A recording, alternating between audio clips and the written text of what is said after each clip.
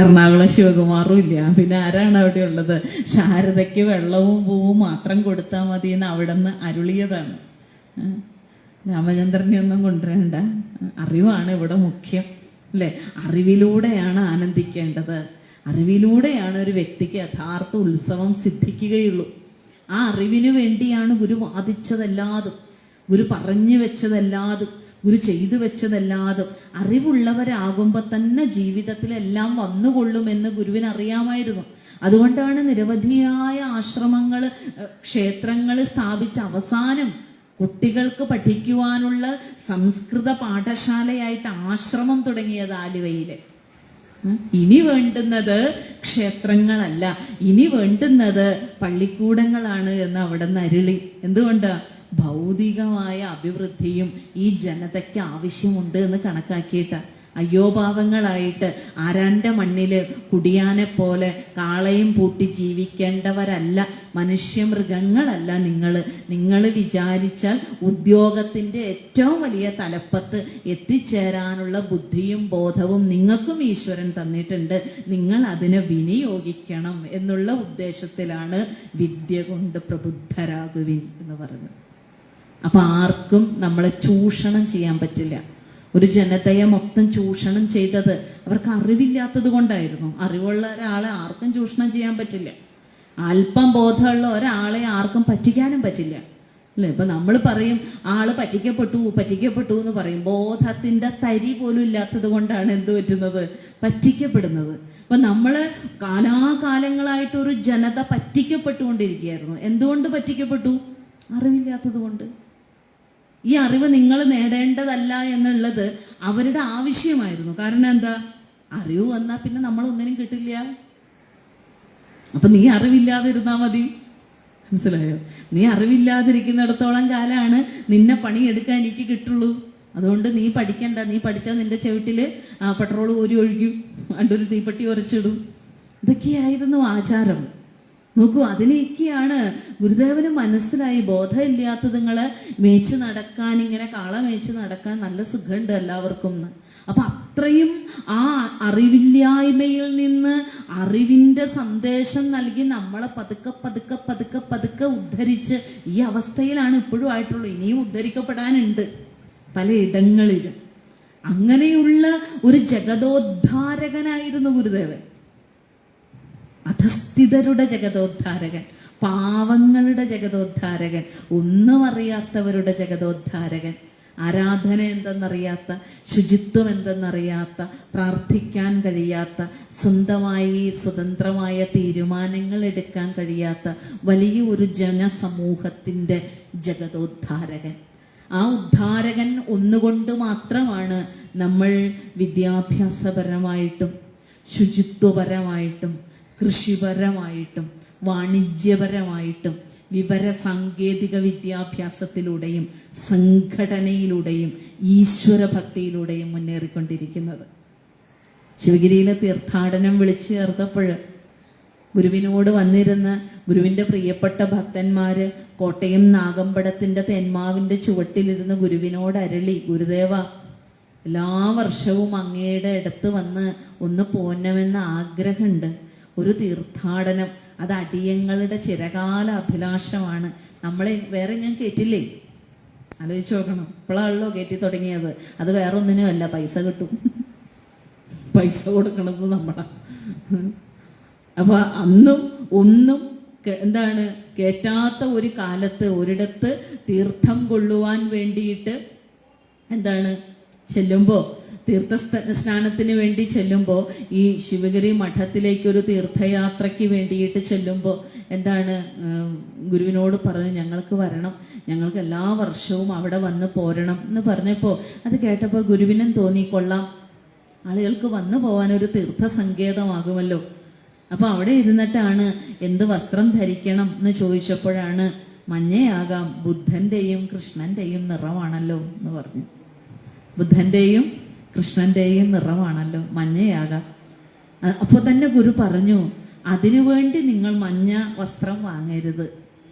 കാരണം ഗുരുവിന് നിർബന്ധമുണ്ട്, പണം ആവശ്യത്തിന് ചെലവാക്കണം എന്ന കാര്യത്തിൽ. ഗുരുവിൻ്റെ ഏറ്റവും വലിയ ഒരു സന്ദേശം മിതവ്യയം ശീലിക്കണം എന്നുള്ളതായിരുന്നു. ഒരിക്കലും ഈ ശിവഗിരി മഠത്തിൽ നിന്ന് കുറച്ച് പേഴ്സ് അടിച്ചിറക്കി. അപ്പം അതിൽ ആ പേഴ്സിൻ്റെ അകത്ത് എഴുതി വെച്ചിട്ടുണ്ട്, ഗുരുവിൻ്റെ വചനം പേഴ്സിൻ്റെ അകത്ത് എഴുതി വെച്ചു, പണം ആവശ്യത്തിന് ചെലവാക്കണം. അപ്പോൾ ഒരു ചേട്ടൻ ബിവറേജിൻ്റെ മുന്നിൽ നിന്ന് കുപ്പി വാങ്ങാൻ വേണ്ടി പേഴ്സ് പണം ആവശ്യത്തിന് ചെലവാക്കണം. അദ്ദേഹത്തിന് കുപ്പി വാങ്ങാൻ പറ്റണില്ല, കാരണം ഗുരുവിൻ്റെ വചനമാണ് കാണുന്നത്. അപ്പോൾ ഒരിക്കൽ വന്നിട്ട് പറയണ്ട, ഈ പേഴ്സ് വലിയ അടങ്ങാറായല്ലോ, ഒന്നും വാങ്ങാൻ പറ്റുന്നില്ല. കാരണം എന്ത് വാങ്ങണത് എന്താണ്, ആവശ്യമില്ലാത്ത കാര്യങ്ങൾ വാങ്ങാനാണ് ഈ പേഴ്സ് തുറക്കുന്നത്. പക്ഷെ കുറെ കഴിഞ്ഞപ്പോൾ അതിങ്ങനെ അകത്തേക്ക് മടക്കി വെച്ച് ശീലായി. ചില വചനങ്ങള് നമ്മളിങ്ങനെ ആഴത്തിൽ കുത്തും. ദൈവം എന്നും വലിയ ഗുരുദേവ വിശ്വാസിയാന്നൊക്കെ പറഞ്ഞിട്ട് പണം ആവശ്യത്തിന് ചെലവാക്കണം എന്ന് പറഞ്ഞിട്ട് സിഗരറ്റ് മേടിക്കുക, എങ്ങനെ ഈ പണം എടുത്ത് കൊടുക്കും എന്നുള്ള ഒരു വ്യഥ എന്ന ഒരു തോന്നല് നമ്മുടെ ഉള്ളിൽ ഉണ്ടാകുമ്പോഴാണ് നമ്മൾ യഥാർത്ഥ ശ്രീനാരായണീയനാകുന്നത്.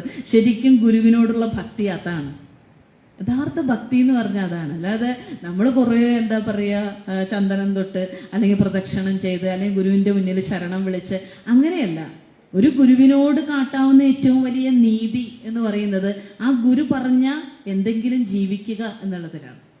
ഒരുപാട് കാര്യങ്ങളൊന്നും വേണ്ടെന്നേ, മിതവ്യയം ശീലിച്ചാൽ തന്നെ ജീവിതത്തിന് പരിഹാരമായി, വലിയ പ്രതിസന്ധികൾ മാറിക്കിട്ടുന്നുണ്ട് എന്ന് പറയാം. അപ്പൊ അങ്ങനെയുള്ള ആവശ്യത്തിന് ചിലവാക്കണം എന്ന അവസ്ഥയിലേക്ക് നമ്മളെ കൊണ്ടുവന്നത് ഗുരുവിൻ്റെ ഇത്തരത്തിലുള്ള വചനങ്ങളാണ്.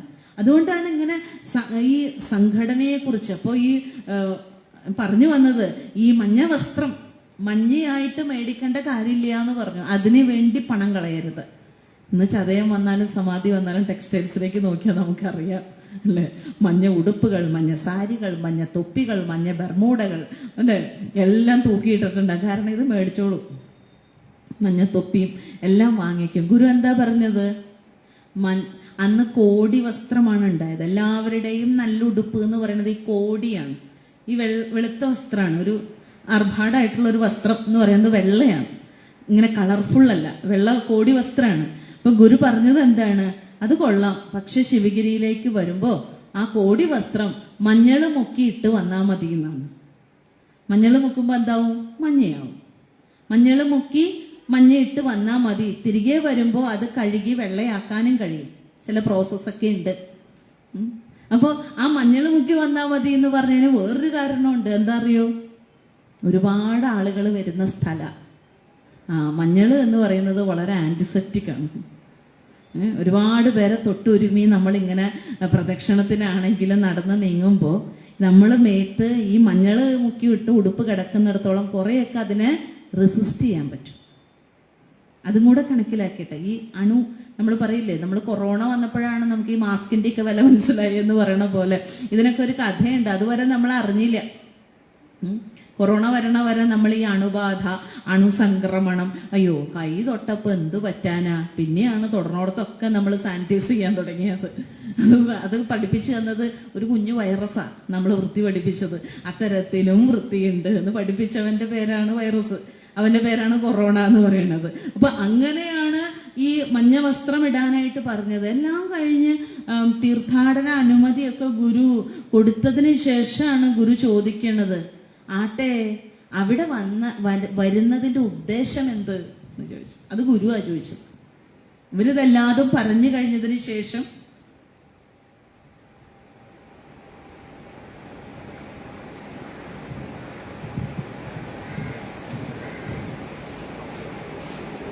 ഗുരു ചോദിക്കുകയാണ്, ഈ ശിവഗിരിയില് തീർത്ഥാടനത്തിന് വരുന്നതിനൊരു ഉദ്ദേശം വേണ്ടേ? അപ്പോഴാണ് ഗോവിന്ദൻ വൈദ്യരും ഗിറ്റാർ റൈറ്ററൊക്കെ ചേട്ടാ അത് ശരിയാണല്ലോ, വരണേന് എന്തെങ്കിലും ഒരു ഉദ്ദേശം വേണമല്ലോ എന്ന് വിചാരിച്ചത്. അപ്പോ ആ ഉദ്ദേശം, അങ്ങനെ ഒരു ഉദ്ദേശമുണ്ട്. വെറുതെ ഒരിടത്തേക്ക് പോവല്ല, എന്തെങ്കിലും ഒരു പ്രയോജനം വേണ്ടേ, എന്തെങ്കിലും ഒരു ഉദ്ദേശം വേണം. അത് ചോദിച്ചത് ഗുരുവാണ്. അപ്പൊ ഗുരു തന്നെ പറഞ്ഞു, ശിവഗിരിയില് തീർത്ഥാടനത്തിന് വരുമ്പോ അത് ഒരു അറിവിന്റെ തീർത്ഥാടനമായിരിക്കണം. അവിടെ ഗുരു ഇങ്ങനെ കൈ ഇങ്ങനെ ഓരോ വിരലും മടക്കി പറഞ്ഞു, വിദ്യാഭ്യാസം, ശുചിത്വം, കൃഷി, ഈശ്വരഭക്തി, സംഘടന, വിവരസാങ്കേതിക വിദ്യാഭ്യാസം, കൈത്തൊഴിൽ പരിശീലനം, ഇങ്ങനെ 8 കാര്യങ്ങൾ അക്കമിട്ട് പറഞ്ഞു ഇതിനെക്കുറിച്ചുള്ള പ്രഭാഷണങ്ങൾ അതത് മേഖലയിൽ പ്രാഗൽഭ്യമുള്ള ആളുകളെ കൊണ്ടുവന്ന് അവിടെ നടത്തണം. അതവിടെ വരുന്നവർ കേൾക്കണം. വിവര സാങ്കേതിക വിദ്യാഭ്യാസം എന്ന് പറയുന്നത് ഇൻഫർമേഷൻ ടെക്നോളജിയാണ്, IT ആണ്. എന്നാ ഇത് പറഞ്ഞത് 100 കൊല്ലം മുമ്പ്. കമ്പ്യൂട്ടറിന്റെ തല പോലും പൊങ്ങാത്ത കാലത്ത് ഗുരു പറഞ്ഞു വിവര സാങ്കേതിക വിദ്യാഭ്യാസം ഉണ്ടായിരിക്കണം, അതൊക്കെ പഠിക്കണം. എപ്പോഴും ഒരു തൊഴിലാളിയായിട്ടിരിക്കാതെ ബിസിനസ് ചെയ്യണം. ഗുരുവിന്റെ ആഗ്രഹമാണ് നിങ്ങൾ സ്റ്റാർട്ടപ്പുകൾ തുടങ്ങും. ഇപ്പോഴല്ലേ നമ്മൾ സ്റ്റാർട്ടപ്പിനെ കുറിച്ച് കേൾക്കുന്നത്. ഗുരു അന്ന് പറഞ്ഞു സ്റ്റാർട്ടപ്പ് ചെയ്യുക, എന്നാലേ പണം ഉണ്ടാവുള്ളൂ. ഈ ശമ്പളത്തിന് പണിക്ക് പോയാൽ ഒരിക്കലും ദാരിദ്ര്യം മാറില്ല. 5000 റുപ്യ കിട്ടിയാൽ എന്ന് 5000, ആ 5000ത്തിന് ഒരു 5500 റുപ്യയുടെ ഒരു ജീവിതവും, 500 റുപ്യ അപ്പോഴും കടം. ഇതാണ് നമ്മുടെ ജീവിതം. അവിടെയാണ് ഗുരു പറഞ്ഞത് ബിസിനസ്സിലേക്ക് തിരിയും. ബിസിനസിന്റെ സ്വഭാവം അങ്ങനെയല്ല. ഇന്ന് 50,000 ആയിരിക്കും 5000ന്റെ സ്ഥാനത്ത് കിട്ടുക. നാളെ ചിലപ്പോൾ ഒന്നും കിട്ടില്ല, എന്നാലും മറ്റന്നാൾ ചിലപ്പോൾ 1 ലക്ഷമാവും. അത് നമ്മൾക്ക് ഒരിക്കലും താരതമ്യം ചെയ്യാൻ കഴിയാത്ത വളർച്ചയാണ് ബിസിനസ്സുകാരൻ്റെയും ഒരു ശമ്പളക്കാരൻ്റെയും വ്യത്യാസം എന്ന് പറയുന്നത്. ആ ശമ്പളക്കാരന് എന്നും ഒരേ പാറ്റേൺ ആയിരിക്കും. അയാൾക്ക് 1/2 ലിറ്റർ കൂടുതൽ പാല് വാങ്ങാൻ പറ്റില്ല, കാരണം അദ്ദേഹത്തിന്റെ പാല് വാങ്ങിക്കാനുള്ള ശേഷി, സാമ്പത്തികത അങ്ങനെ തിട്ടപ്പെടുത്തി വെച്ചേക്കണേ. പക്ഷെ ബിസിനസ്സുകാരന് അങ്ങനെയല്ല, ഒരു 6 പാക്കറ്റൊക്കെ വാങ്ങാം, ഒരു പ്രശ്നവുമില്ല. 6 10 ഇനി വേണമെങ്കിൽ അപ്പുറത്തേക്കും കൊടുക്കാം, അല്ലെങ്കിൽ ഈ ക്ഷീരധാരയ്ക്കൊക്കെ വേണമെങ്കിൽ വാങ്ങിക്കൊടുക്കാം, ഒരു വിഷയമില്ല. കാരണം എന്താ, ബിസിനസ്സാണ്. ഗുരു അതിനെ പ്രോത്സാഹിപ്പിച്ചിരുന്നു. പണം ഉണ്ടാക്കണം എന്ന് തന്നെ ഗുരുവിന് ആഗ്രഹമായിരുന്നു, സമ്പാദിക്കണം. നമ്മൾ എത്ര മോശമായ സാഹചര്യത്തിലാണ് നമ്മൾ ജനിക്കുന്നതെങ്കിലും, എത്ര ദാരിദ്ര്യമുള്ള സാഹചര്യത്തിലാണ് നമ്മൾ ജനിക്കുന്നതെങ്കിലും, ആ ദാരിദ്ര്യത്തിലൂടെ മാത്രം മുന്നേറണ്ട. നീ കുറച്ചൊക്കെ സമ്പത്തൊക്കെ ഉണ്ടാക്കാം, അതിനൊക്കെ അറിവ് വേണം. ആ അറിവുള്ള ആളുകളെ കൊണ്ടുവന്ന് എന്ത് ചെയ്യണം, സംസാരിപ്പിക്കണം എന്നാ പറഞ്ഞത്. അവിടെ കൃഷിയും ഉണ്ടായിരുന്നു. കൃഷി എന്നൊക്കെ ഗുരു ഉദ്ദേശിച്ചത് ഈ ഫാമുകളൊക്കെ നടത്തുന്നതിനെയാണ്. എത്രയോ സ്ഥലങ്ങളാണ് തരിശ് ഭൂമികളായിട്ട് കിടക്കുന്നത്. ആർക്കും ഒന്നും ചെയ്യാൻ അറിയില്ലല്ലോ. നോക്കൂ, ഇത് മാമ്പഴക്കാലാണ്. ഒരു വീട്ടിലൊരു മാവിൽ നിന്ന് എത്ര മാങ്ങയാണ് വീഴുന്നത്. അതിലൊരു 60% കേടായി പോവാണ്. നമ്മളെ കൊണ്ട് തിന്നു തീർക്കാൻ പറ്റുന്നില്ല. പക്ഷെ അതിനെ റീപ്രൊഡ്യൂസ് ചെയ്യാൻ നമ്മളോട്ട് ശ്രമിക്കാറുമില്ല. അതിനെന്തെങ്കിലും ഒരു വാണിജ്യപരമാക്കാൻ നമുക്ക് പറ്റുന്നുണ്ടോ? നമുക്ക് പറ്റുന്നില്ല, നമ്മളെ കൊണ്ട് കഴിയുന്നില്ല. അപ്പൊ അത്തരത്തിലുള്ള ഒരു അറിവ് കൂടി മനുഷ്യനുണ്ടാകുമ്പോൾ മാത്രമാണ് സാമ്പത്തികമായിരിക്കുന്ന സ്വാതന്ത്ര്യം വലിയ ഒരു ലക്ഷ്യം തന്നെയായിട്ട് ഗുരു കണ്ടതും ഇങ്ങനെ അതിലും ആർജിക്കണമെന്ന് ഗുരു പറഞ്ഞുകൊണ്ടിരുന്നതും. അതുകൊണ്ടാണ് നമ്മുടെയൊക്കെ ഒരു ജനത ഇത്രയെങ്കിലും സാമ്പത്തികമായിട്ട്, ഇത്രയെങ്കിലും വിദ്യാഭ്യാസപരമായിട്ടൊക്കെ ഇങ്ങനെ എത്തിപ്പെട്ടതിന്റെ കാരണം എന്ന് പറയുന്നത് ഗുരുവിന്റെ ഈ വാക്കുകളാണ്. അതുകൊണ്ട് ഇതൊക്കെ എവിടെ നിന്ന് കിട്ടുന്നു? നമുക്ക് ഇനിയും സമയമുണ്ട് എന്ന് ഓർമ്മിപ്പിക്കാനാണ് ഇത്തരത്തിലുള്ള ക്ലാസ്സുകൾ അല്ലെങ്കിൽ ഇത്തരത്തിലുള്ള സന്ദർഭങ്ങൾ നമ്മൾ പ്രയോജനപ്പെടുത്തേണ്ടത്. ഇനിയും സമയമുണ്ട്. ജീവിതത്തെ എല്ലാവിധമായ അർത്ഥത്തിലും പ്രയോജനപ്പെടുത്താൻ എനിക്ക് ഇനിയും നേരമുണ്ട് എന്ന് പറയുന്ന ഒരു അവസ്ഥാവിശേഷം നമുക്ക് ഉണ്ടാകണം. അതിന് അത്തരത്തിൽ നമുക്ക് ജീവിക്കാൻ കഴിയണം. നമ്മുടെ മക്കൾക്ക് നല്ലത് പറഞ്ഞു കൊടുത്ത് നല്ല ഒരിടം, കുടുംബം എന്ന് പറഞ്ഞാൽ തന്നെ 4 പേരേ ഉള്ളൂ എങ്കിൽ ആ 4 പേര് ഇരിക്കുമ്പോൾ ഒരു സന്തോഷം വേണം. അതാണ് കുടുംബം. 4 പേര് കൂടുമ്പോൾ സന്തോഷം ഇല്ലെങ്കിൽ അത് കുടുംബമല്ല, അത് നരകമാണ്. ഓരോരുത്തർ വന്നു ചേരുന്നതിനനുസരിച്ച് അച്ഛൻ പറയണം, ആ മോൻ വന്നല്ലോ, മോൻ പറയണത് ആ അമ്മ വന്നല്ലോ. എല്ലാവർക്കും ഓരോരുത്തരെ കാണുമ്പോഴും വലിയ സന്തോഷം തോന്നുന്നുണ്ടെങ്കിൽ, ആ ഇമ്പം അവിടെ ഉണ്ടെങ്കിൽ അതാണ് കുടുംബം. അതുകൊണ്ടാണ് ഗുരു അനുകമ്പാദശകത്തില് പറഞ്ഞത്, അരുളാൽ വരുമിമ്പം അൻപകന്നൊരു നെഞ്ചാൽ വരും അല്ലലൊക്കെയും ഇരുളൻപിനെ മാറ്റുമല്ലലിൻ കരുവാക്കും കുരുവാമിതേതിനും അരുളൻപനുകമ്പ മൂന്നിനും പൊരുളും നാണ് ഇതു ജീവധാര അരുളുള്ളവനാണു ജീവി എന്നൊരു വിട്ടിടുക ഈ നവാക്ഷരി. അരുളില്ലയതെങ്കിൽ അസ്ഥിതോൽ സിരനാറുന്ന ഒരുടമ്പുദാനവൻ മരുവിൽ പ്രവഹിക്കുമമ്പു അപ്പുരുഷൻ നിഷ്ഫല ഗന്ധപുഷ്പമാ. അനുകമ്പാദശകം എന്ന് പറഞ്ഞ കൃതിയാണ്. എത്ര മനോഹരമായിട്ടാണ് ഗുരു അരുളിനെ പഠിപ്പിച്ചു തരണേന്നറിയാം. അരുൾ എന്ന് പറഞ്ഞാൽ എന്താ? സ്നേഹം. അൻപ് എന്ന് പറഞ്ഞാൽ എന്താ? സ്നേഹം. അനുകമ്പ എന്ന് പറഞ്ഞാലും സ്നേഹം. സ്നേഹത്തിന് പല തട്ടുകളുണ്ട്. നമ്മൾ സാധാരണ മനുഷ്യരുടെ ഇടയിൽ നമ്മൾ സ്നേഹം വന്നാൽ കെട്ടിപ്പിടിക്കും, ഉമ്മ വയ്ക്കും, തലോടും, നല്ല വാക്കുകൾ പറയും. ഒരു ഗുരുവിന് സ്നേഹം വരുന്നത് എങ്ങനെയാണ് പുറത്തേക്ക് പ്രകടമാവുക? ഗുരുവിന്റെ സ്നേഹം പ്രകടമാകുന്നത് അനുകമ്പയിലൂടെയാണ്. ഗുരുവിന് കാരുണ്യമാണ് എല്ലാറ്റിനോടും, അല്ലേ? എല്ലാറ്റിനോടും കാരുണ്യമാണ്. അതുകൊണ്ടാണ് സുബ്രഹ്മണ്യ സ്തോത്രത്തിൽ ഗുരു പാടിയത് കഷ്ടം ദീനം പിടിച്ചോ മതിരയത് കുടിച്ചോ കിടക്കുന്ന ലോകർക്ക് ഉത്തിഷ്ഠ ഉത്തിഷ്ഠ ശീഘ്രം നദിയിൽ മുഴുകുവാൻ കാലമായി വന്നിതിപ്പോൾ. സ്പഷ്ടം നിലാവങ്ങു നീങ്ങി ദിനകരനുദയം ചെയ്തു ചന്ദ്രൻ മറഞ്ഞു തട്ടിത്തട്ടിപ്പെരുക്കി പെരുവിളി അതിലാക്കിടുവാൻ പിന്നെയാട്ടെ.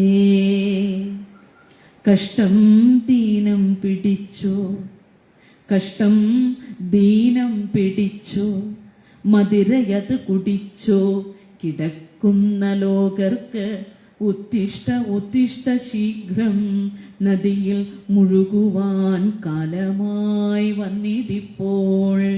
എന്ത് പറഞ്ഞു വരുമ്പോഴും മുരുകൻ ഇങ്ങനെ അങ്ങടേക്ക് വലിക്കണം. എന്നെ പറയൂ എന്നെ പറയൂ എന്നാണ്. ചില സ്ഥലത്തിരിക്കുമ്പോൾ വല്ലാത്തൊരു കാന്തികമായ ആകർഷണം ഉണ്ടാവും ചില ദേവതകളുടെ. ഈ ഞാൻ എപ്പോഴും ശ്രദ്ധിച്ചിട്ടുണ്ട്, ഈ സുബ്രഹ്മണ്യ സ്വാമി ഇരിക്കുന്ന ക്ഷേത്രത്തിൽ എപ്പോൾ ക്ലാസ് എടുക്കാൻ എവിടെ പോയാലും കുറച്ച് കഴിയുമ്പോൾ പുള്ളിക്കാരൻ ഇങ്ങോട്ട് വിളിക്കും, അങ്ങോട്ട് വാ അങ്ങോട്ട് വാ അത് പറയും. അത്രയും ഒരു ഒരു എന്താ പറയുക, വൈബാണ് ഈ സുബ്രഹ്മണ്യനുള്ളത്. നല്ല ഒരു തരംഗമുണ്ട് ആളിലേക്ക് ആകർഷിക്കാനുള്ള. ഈ സുബ്രഹ്മണ്യ സ്തോത്രത്തിലാണ് ഗുരു അങ്ങനെ പറയുന്നത്. സ്പഷ്ടം ലാവങ്ങ് നീങ്ങി ദിനകരൻ ഉദയം ചെയ്തു ചന്ദ്രൻ മറഞ്ഞു. ഗുരുവിന്റെ അനുഭവം പറയാണ്. ഗുരു ആത്മജ്ഞാനത്തിന് വേണ്ടി തേടി നടന്ന് അലഞ്ഞ് തപസ് ചെയ്ത് കഷ്ടപ്പെട്ട് ആ ആത്മലാഭം കിട്ടി. അതാണ് സ്പഷ്ടം എന്ന് പറയുന്നത്. സ്പഷ്ടമായി എന്താണോ അന്വേഷിച്ചത് അത് സ്പഷ്ടമായി. സ്പഷ്ടം നിലാവങ്ങ് നീങ്ങി, അതായത് ഈ രാത്രിയിലുണ്ടായ നിലാവ് മാറിക്കിട്ടി. നമ്മൾ പറയില്ല നിലാവത്തഴിച്ചു വിട്ട കോഴീനെ പോലെയാന്ന്. എന്താ കോഴിക്ക് കുഴപ്പം? ഇതിന് കൃത്യമായിട്ട് ദിക്ക് മനസ്സിലാവില്ല. നേരം വെളുത്തു എന്ന് വിചാരിച്ച് ഇറങ്ങി നടന്നതാ. പക്ഷെ ആൾപ്പാടി ഒരു എന്താ പറയുക, തലയ്ക്ക് സ്ഥിരമില്ലാത്തവനെ പോലെ ആയിപ്പോവും. അതാണ് നിലാവത്തഴിച്ചു വിട്ട കോഴി. ഈ നിലാവങ്ങ് നീങ്ങി ഗുരു പറയാണ്, ഈ ഭ്രമം അങ്ങ് നീങ്ങി.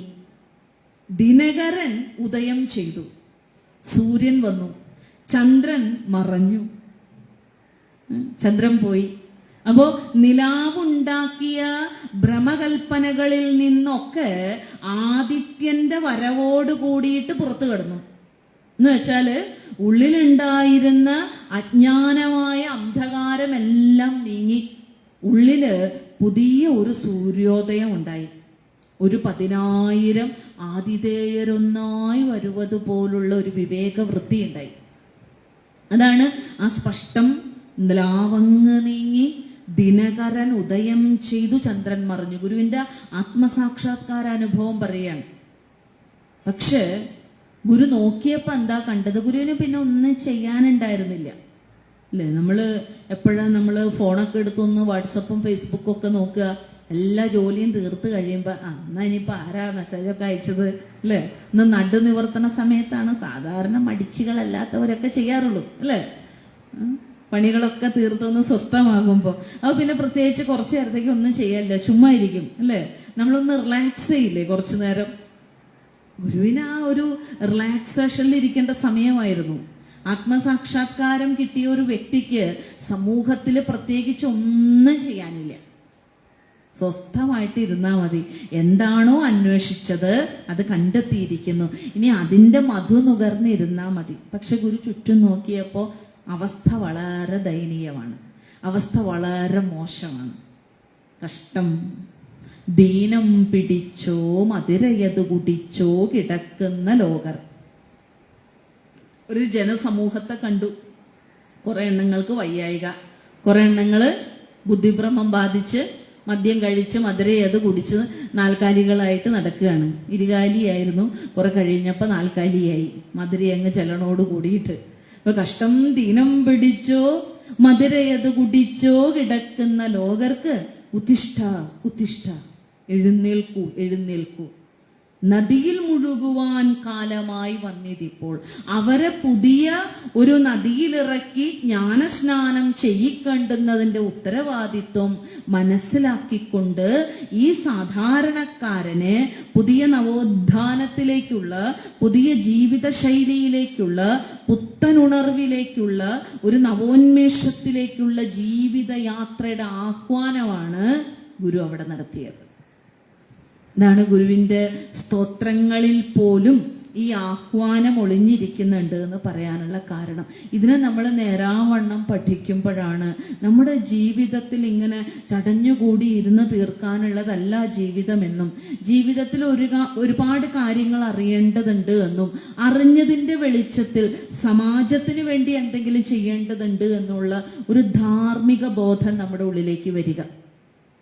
അത് നമ്മുടെ മക്കൾക്ക് നിങ്ങൾ പകർന്നു കൊടുക്കണം. സ്നേഹമുള്ള കുടുംബത്തിൽ സ്നേഹമുണ്ട്, മക്കൾക്ക് നിങ്ങളോട് സ്നേഹമുണ്ട് എങ്കിൽ ആ സ്നേഹം നിങ്ങൾ ഗുരുവിലേക്കും കൂടി അവരുടെ ശ്രദ്ധയെ തിരിച്ചുവിടുന്ന സംസാരത്തിൽ ഏർപ്പെടണം. ബോധപൂർവം അത് പറയണം. നമുക്കൊരു കുഴപ്പമുണ്ട്, നമ്മൾ ഇങ്ങനത്തെ നല്ല കാര്യങ്ങളൊന്നും മക്കളോട് പറയില്ല. അതിലൊന്നും ഒരു താല്പര്യമില്ലെന്ന്. അവനെന്താണോ അവരിതൊക്കെ അന്വേഷിച്ചെന്നെങ്കിലും വരുമ്പോൾ പഠിക്കട്ടെ. അല്ലാണ്ട് ഇപ്പം നമ്മൾ വലിയ സ്വാതന്ത്ര്യവാദികളാവും. ഏത് കാര്യത്തിലാണ് ഈ സ്വാതന്ത്ര്യവാദി ആവുന്നത്? നല്ല കാര്യത്തിലാണ്. നല്ല കാര്യത്തിലൊക്കെ വലിയ സ്വാതന്ത്ര്യം പറയും. ഒന്നുമില്ല. നിങ്ങൾ പറഞ്ഞു കൊടുക്കുന്നതിനനുസരിച്ചാണ് നിങ്ങളുടെ കൂടെയുള്ളവർക്ക് ബോധ്യപ്പെടുക. നിങ്ങൾ പറയാത്തിടത്തോളം കാലം നിങ്ങൾ ആരും മനസ്സിലാക്കാൻ പോണില്ല. നമ്മളുടെ വെറുതെ ഒരു തോന്നലാണ്, ഒന്നും പറയണ്ട, എല്ലാം മനസ്സിലാവുന്നുണ്ട്. അങ്ങനെയല്ല.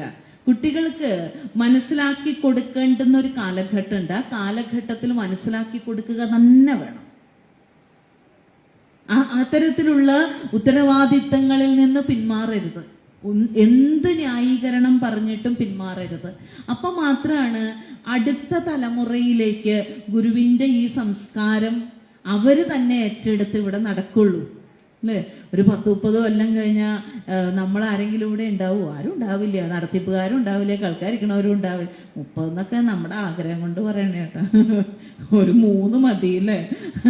അത്ര 3 30 ദിവസമായാലും 30 വർഷമായാലും ഇതൊന്നും ആരുണ്ട്. പിന്നെ ഇവിടെ ആരാണ് ഈ കസേരയിൽ ഇരിക്കേണ്ടത്? അടുത്ത തലമുറയാണ്. ആ തലമുറയ്ക്ക് ബോധ്യം വരണം, ഇവിടെ വന്നിരിക്കണം, ഇതൊക്കെ കേൾക്കണം, ഇത് കൊണ്ടുപോകണം. ഇതൊരു സമാജത്തിന്റെ ധാർമ്മികമായ ഉത്തരവാദിത്തമാണ്. ഇതിലൂടെയാണ് ഒരു പൊതുവായിരിക്കുന്ന ഒരു ബോധ്യം, ധർമ്മബോധം ഉരുത്തിരിയുള്ളൂ. ഇതാണ് നല്ല ജീവിതത്തിന് നാന്ദിയായി തീരുകയുള്ളൂ എന്നുള്ള തോന്നല് കുട്ടികളിൽ ഉണ്ടാക്കണം. അവരെ കൊണ്ടുപോകണം. മഹാന്മാര് താമസിച്ചിരുന്ന ഇടങ്ങളിൽ കൊണ്ടുപോകണം. ഒന്നുമില്ലെങ്കിൽ ഈ ആലുവ പുഴയുടെ തീരത്തുള്ള അദ്വൈതാശ്രമത്തിന്റെ മരച്ചോട്ടി കൊണ്ട് 5 മിനിറ്റ് ഇവിടെ ഇരിക്കടാ പറയണം. എന്നിട്ട് പോയാൽ മതി. ഇന്ന് ഇവിടുന്ന് കഞ്ഞി കുടിക്കാന്ന് പറയണം. അതെങ്ങനെ പറഞ്ഞാലാണോ മനസ്സിലാവുക ആ ഭാഷയെ പറയണം കേട്ടോ. നമ്മൾ തിരിച്ചു പറയുന്ന രീതിയിലാവരുത്. നമ്മളൊരു കാര്യത്തിന് വേണ്ടി ഇറങ്ങി പുറപ്പെടുമ്പോൾ അതിന്റെ റിസൾട്ട് എങ്ങനെ പറയുമ്പോഴാണോ നമുക്ക് നമ്മൾ ഉദ്ദേശിച്ച രീതിയിൽ വരുന്നത് അതുപോലെ പറയണം. ഞാൻ ഇരിക്കടാന്ന് ഞാൻ ചുമ്മാ പറഞ്ഞതാണ്.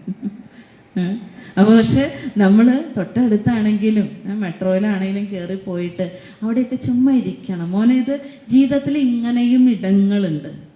നിന്റെ ജീവിതത്തിൽ ഞങ്ങൾ ചത്തുപോയാലും നിന്റെ ജീവിതത്തിൽ നിനക്ക് വിഷമമൊക്കെ വരാം, നിനക്ക് വേദന വരാം, നിനക്ക് പ്രതിസന്ധി വരാം. അപ്പം നീ എന്ത് ചെയ്യും? നീ പോകേണ്ടത് ബാറിലേക്കല്ല, നീ പോകേണ്ടത് ക്ലബിലേക്കല്ല, നീ പോകേണ്ടത് ഒരു ചൂതാട്ടക്കാരൻ്റെ അടുത്തേക്കല്ല, നീ പോകേണ്ടത് പെൺവാണിഭത്തിലേക്കല്ല. നീ ഇവിടെ വരണം, ഈ മണ്ണിലിരിക്കണം. ഇവിടെ ഒരു തപോധനൻ എത്രയോ വർഷങ്ങൾക്ക് മുൻപ് കണ്ടെത്തിയ ഇടമാണെന്നറിയാമോ? ഇവിടുത്തെ ഏത് മണൽത്തരിയിൽ ചവിട്ടിയാലും ആ തപോധനന്റെ കാൽപ്പാടുകളുണ്ട്. ആ കാൽപ്പാടുകളുടെ മണൽത്തരി ചവിട്ടിയാൽ പോലും നീ ധന്യനാകും. നിന്റെ ജീവിതത്തിൽ പുതിയ പരിഹാരങ്ങൾ വരും, നിന്റെ പ്രതിസന്ധികൾ മാറുമെന്നുള്ള ശുഭാപ്തി വിശ്വാസം, ആധ്യാത്മികമായ സംസ്കാരം നമ്മൾ കുട്ടികളിൽ ഉണ്ടാക്കി കൊടുക്കണം. നിങ്ങളുള്ള കാലത്ത് ചിലപ്പോൾ അവരവിടെ പോയി എന്ന് വരില്ല, പക്ഷെ നിങ്ങൾ ഇല്ലാണ്ടാകുമ്പോൾ അവരത് ഓർക്കും. അമ്മ കൊണ്ടുപോയിട്ടുണ്ടല്ലോ അവിടെ, അച്ഛൻ അവിടെ കൊണ്ടുപോയി ഇരുത്തിയിട്ടുണ്ടല്ലോ, ഒന്ന് അവിടെ പോയേക്കാം. നിങ്ങളുടെ അസാന്നിധ്യത്തിൽ നിങ്ങളോടുള്ള ആദരവ് അവർ കാണിക്കുന്നത് അന്ന് നിങ്ങൾ പറഞ്ഞത് അനുസരിക്കാത്ത കാര്യങ്ങളായിരിക്കും.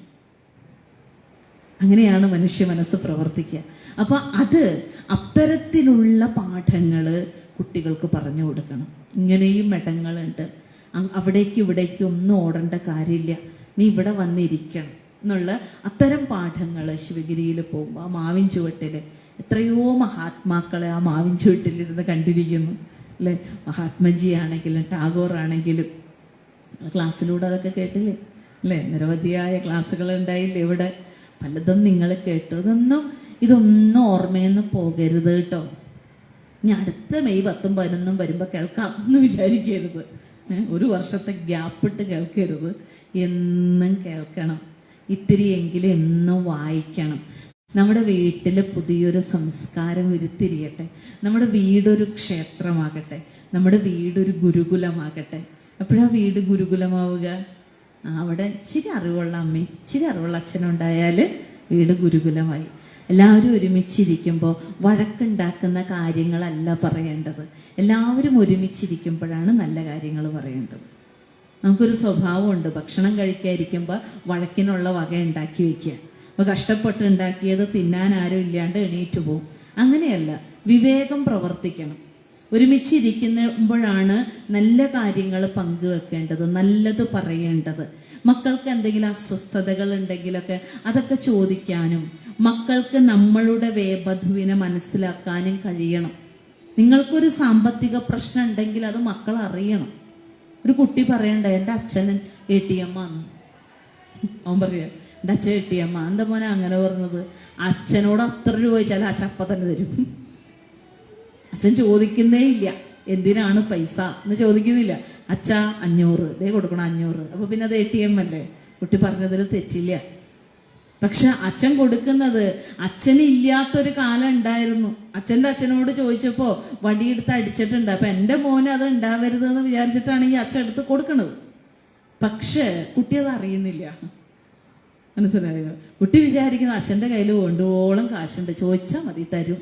പക്ഷെ നിങ്ങൾ കൊടുക്കണം, പക്ഷെ ചോദിച്ചിട്ട് കൊടുക്കണം. എന്തിനാണ്? ഒറ്റ വാക്ക് ചോദിച്ചാൽ മതി.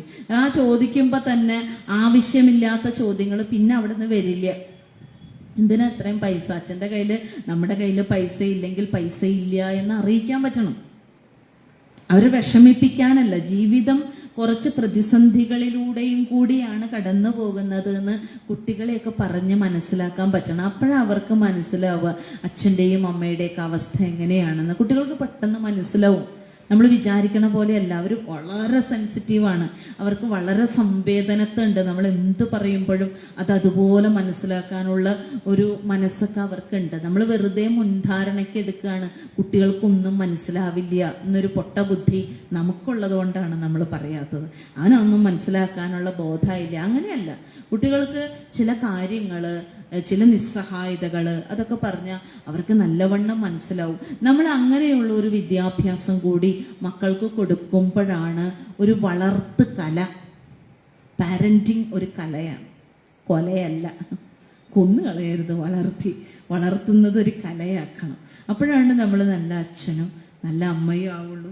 എന്തായാലും ഇങ്ങനെ ഒരു സവിശേഷമായ സന്ദർഭത്തിൽ ഇരുന്നു കൊണ്ട്, മുരുകൻ്റെ സമീപത്തിരുന്നു കൊണ്ട്, സുബ്രഹ്മണ്യ ഭഗവാന്റെ അനുഗ്രഹ വർഷമുള്ള ഈ മനോഹരമായ മണ്ണിൽ അല്ലേ, വളരെ നാൾക്ക് നാൾ അഭിവൃദ്ധി പ്രാപിച്ചു കൊണ്ടിരിക്കുന്ന ഈ ഒരു ശാഖയിൽ ഇരുന്നു കൊണ്ട് കുറച്ച് സമയം നിങ്ങളോട് ഇത്തരം കാര്യങ്ങൾ സംസാരിക്കാൻ കഴിഞ്ഞത് ഭഗവാന്റെ കൃപ, ഗുരുവിൻ്റെ അനുഗ്രഹം, മുരുകൻ്റെ കടാക്ഷത്തിരുമധുമധുരം വാരി കോരിച്ചൊരിഞ്ഞത് കൊണ്ടുണ്ടായ ഒരു അവസ്ഥയാണ്.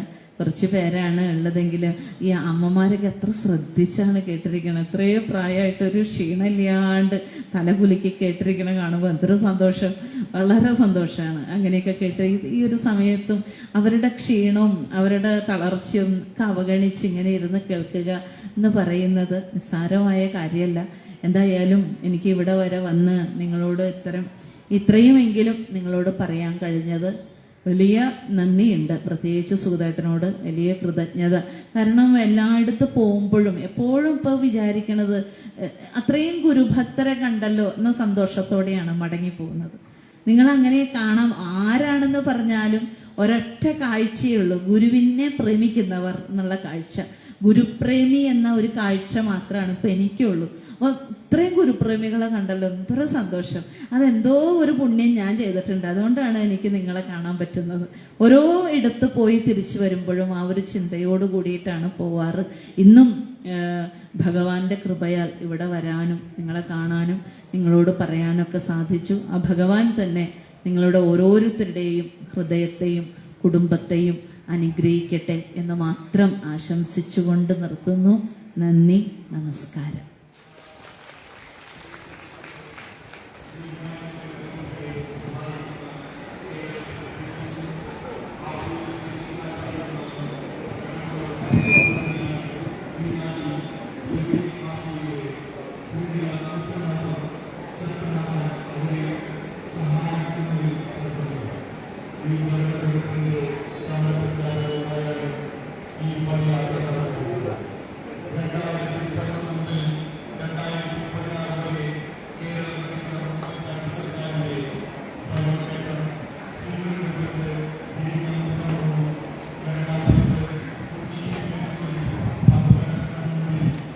പ്രിയമുള്ള സഹോദരി സഹോദരന്മാരെ, ഗുരുപഥം 2025 രണ്ടാം ദിവസമായിട്ടുള്ള ഇന്നത്തെ അവസാനത്തെ ജ്ഞാന സമ്പാദന പ്രക്രിയയുടെ ഭാഗമായിട്ടുള്ള പ്രഭാഷണമാണ് ഇവിടെ അവസാനിച്ചത്. ശ്രീനാരായണ ഗുരുദേവൻ്റെ സ്വാധീനം കുടുംബജീവിതത്തിൽ എന്നുള്ള വിഷയത്തിനെ ആസ്പദമാക്കി ആ ഒരു പ്രസംഗത്തിൻ്റെ അല്ലെങ്കിൽ പ്രഭാഷണത്തിൻ്റെ പ്രസക്തി എന്താണെന്ന് ഇനി ഞാൻ എടുത്തു പറയേണ്ട ആവശ്യമില്ല. ശിവഗിരി സന്ദർശനവും നമ്മുടെ വരവ് ചെലവുകളും ജീവിതത്തിൽ നമ്മൾ സ്വായത്തമാക്കേണ്ട ലക്ഷ്യങ്ങൾ ഏതൊക്കെ രീതിയിൽ പ്രാവർത്തികമാക്കണമെന്നും ഗുരു ഉദ്ദേശിച്ചത് എന്തൊക്കെയാണോ എന്നുള്ളത് ഒരു മണിക്കൂറോളം അല്ലെങ്കിൽ ഒരു മണിക്കൂറിൻ്റെ ഒരു പരിധിക്കകത്ത് നിന്നുകൊണ്ട് പറയാവുന്ന എല്ലാം സൗമ്യമായി ഗുരുദേവ കൃതികളെ ഉദ്ധരിച്ചുകൊണ്ടും ഗുരുദേവൻ്റെ ധർമ്മബോധത്തെ നിലനിർത്തിക്കൊണ്ടും എങ്ങനെയാണ് ഒരു കുടുംബജീവിതത്തിൽ നമ്മൾക്ക് ഓരോരുത്തർക്കും വിശേഷിച്ച് വീട്ടമ്മമാർക്കുള്ള ഉത്തരവാദിത്വം എന്ന് ബോധ്യപ്പെടുത്തി തന്ന സ്വാമിനിക്ക് നിങ്ങളുടെ എല്ലാവരുടെയും പേരിലും SNDP ശാഖയുടെയും SNBC യോഗത്തിൻ്റെയും ഈ ഗുരുപഥം 2025 എന്ന ഈ പരിപാടിയുടെ സംഘാടകർ എന്നുള്ള രീതിയിലുള്ള നന്ദി അറിയിച്ചുകൊണ്ട് ഇനിയും സ്വാമിനി നേരത്തെയും ഈ വേദിയിൽ എത്തിയിട്ടുണ്ട്. ഇനിയും നമ്മൾക്ക് സ്വാമിനിയെ കേൾക്കുവാനുള്ള അവസരങ്ങൾ ഭഗവാൻ തരട്ടെ, നമ്മുടെ കൂട്ടായ്മയ്ക്ക് അതിന് കഴിയട്ടെ എന്ന് പ്രാർത്ഥിച്ചുകൊണ്ടും പ്രത്യാശിച്ചുകൊണ്ടും സ്വാമിനിക്ക് നിങ്ങളുടെ എല്ലാം പേരിൽ ഒരിക്കൽ കൂടി നന്ദി അറിയിക്കുന്നു. നന്ദി, നമസ്കാരം.